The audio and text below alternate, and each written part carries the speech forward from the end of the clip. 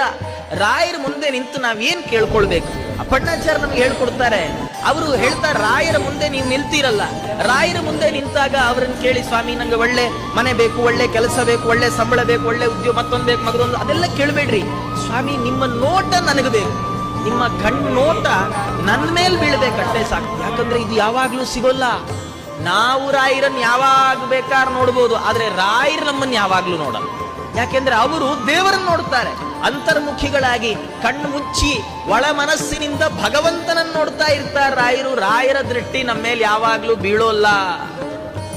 ಆದರೆ ಒಮ್ಮೆ ಬಿದ್ರೆ ಏನಾಗತ್ತೆ ಗೊತ್ತಾ? ಒಮ್ಮೆ ಬಿದ್ರು ಅಘಾದ್ರಿಗಳು, ನಾವು ಮಾಡಿಟ್ಟ ಬೆಟ್ಟದಷ್ಟು ದೊಡ್ಡ ಪಾಪಗಳೇನಿದ್ದಾವೆ ಅದೆಲ್ಲ ಸುಟ್ಟು ಭಸ್ಮ ಆಗುತ್ತೆ. ಆದ್ರೆ ರಾಯರ ಕಣ್ಣೋಟ ಅನ್ನುವ ವಜ್ರಾಯುಧ ಪಾಪ ಅನ್ನುವ ಬೆಟ್ಟವನ್ನೇ ಸೀಳಿಬಿಡುತ್ತೆ. ಬರೀ ರೆಕ್ಕೆ ಕಡಿಯಲ್ಲ, ಬೆಟ್ಟನೇ ಕಡಿದು ಹಾಕತ್ತೆ.